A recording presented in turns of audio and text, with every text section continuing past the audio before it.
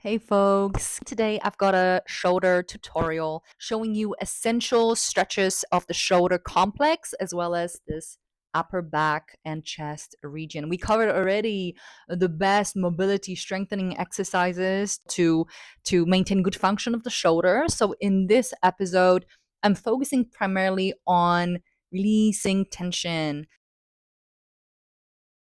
Let's begin with Pec Major, Pectoralis Major.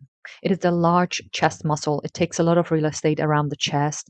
It runs from the breastbone and the collarbone right in front of your chest to the upper arm bone, to the humerus. It kind of attaches right around the armpit.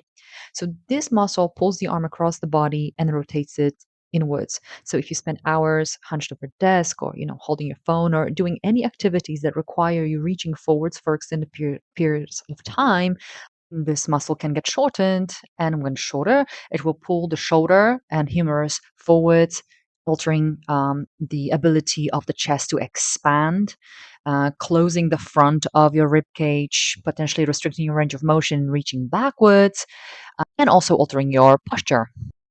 So consider different angles of the muscle fibers of the pec. They go in different directions, kind of more vertical or more horizontal. So the stretches I'm showing you target all the angles.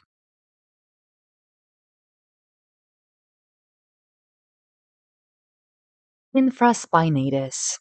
This is one of the four rotator cuff muscles that keep the shoulder stable or keep the upper arm in the socket. It sits on top of the shoulder blade and attaches to the back of the upper arm. It's responsible for not only stability of the shoulder, but also rotating the arm externally or outwards. And this muscle works over time to counteract all the internal rotation from typing and driving and foam scrolling. So when it's tighter, it can be a major pain generator. So you may struggle to reach behind your back, or you feel a deep ache in the back of the shoulder blade or around. And here is the very effective stretch to relieve that tightness by simply bringing the arm into internal rotation so the muscle can lengthen at the back of the shoulder blade. I will also show you at some point some deep pressure techniques. Now, next one is the posterior deltoid. So, a very superficial muscle. And posterior delt is the back portion of the shoulder cap muscle, and it connects the shoulder blade to the upper arm. It pulls your arm backwards and helps it rotate it outwards. While it often gets weak from underuse, it can also get tight from compensating for rounded shoulders and overworked upper trapezius. Not only in this stretch you will stretch posterior delts, but also the muscles at the back of the shoulder blade, so infraspinatus 2, and muscles in the mid back, so mid trapezius, as well as rhomboids. So you're simply bringing the arm to adduction, bringing a bicep, upper arm towards the chest, depressing the shoulder blade, driving it down, and also dropping the chin. It will give you probably the best feeling of stretch. A little bit more intense variation is to do it lying flat on the ground. So you will use the ground and your upper body and gravity to help you get into that stretch.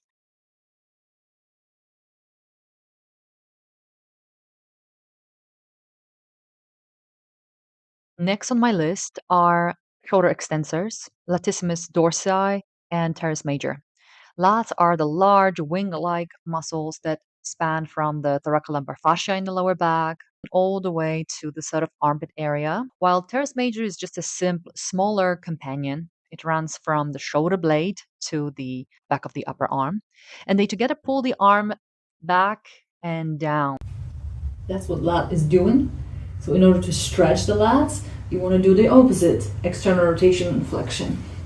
So palm up. So these can get tighter from prolonged sitting and any activities that involve pulling downwards. Tight lats limit your ability to reach overhead and contribute to the hunched position potentially. Hold onto any type of bar or door handle with palm facing up. Drop your upper body and just look for that stretch in the area that I'm showing you here, over the ribs and through the armpit. Another variation, another option, maybe a little bit easier to get to, would be to use a chair, sort of like a prayer position with elbows on the surface while also lowering the chest towards the ground. I love to reinforce that stretch by bringing my wrist to the shoulder, which actually targets your triceps. brachii, which is the, again, back of the upper arm. The tricep, one of the heads has an attachment to the scapula, to the shoulder blade, and also crosses, all three cross the elbow joint. So tricep can limit ability to reach overhead comfortably and can contribute to elbow pain. So I guess it's worth stretching it when you're doing a lot of overhead work. If you want to be able to get good flexion of the shoulder. Training wise, if you're doing a lot of pushing action, push ups, or dips, worth stretching this area regularly so you don't lose the good range of motion in the shoulders. And this is just the easier variation. Let's go back to the anterior portion of the shoulder, anterior delt, the group of muscles forming a cap and on the shoulder and giving the shoulder that round shape, a contour. Anterior delt runs from the collarbone to your upper arm bone, to the humerus. It lifts the arm forward and assists with internal rotation. So this muscle can get very easily overworked and shortened from all the forward-reaching activities in modern life, typing, cooking, driving, lifting things in front of you. And tight anterior delt will pull shoulder forwards. So we want to offset or stretch this muscle by sending the arm in opposite direction into shoulder extension. So my favorite stretch is to do it using a chair or box and really drive your upper body down so that elbow goes even higher than the shoulder. That's where you will feel the most intensity in this stretch. Now, this stretch will be a little bit more bicep brachii specific. Everyone knows where the bicep is, right? But the attachments, the proximal attachments of the biceps are actually shoulder blade, the labrum, the glenoid, which is literally the bit of the shoulder blade, as well as the coracoid process, which is also part of the shoulder blade. And the lower portion attaches to the forearm through the connective tissues, so it crosses two joints. Since the bicep bends your elbow and also supinates your forearm, turns your palm and inner forearm upwards, we want to get into pronated position and extended elbow. So this is sort of the best stretch I found that targets that, at least the upper portion of the bicep. However, I still believe hands-on techniques are much better, like a massage. Now let's go to the deeper layers of our chest muscles. Pectoralis minor. And pec is small but mighty. Small muscle that sits underneath the pec major, but it runs from your rib all the way to coracoid process of the shoulder blades. So this is for pec minor. And the attachments are rib 3, 4, 5. And they go diagonally attached to the coracoid process of the scapula. So it pulls your shoulder blade forwards and down. So when you hunch forward all day, this muscle may get chronically shortened or tighter. Dragging your shoulders into that rounded position can contribute to that caved in chest look.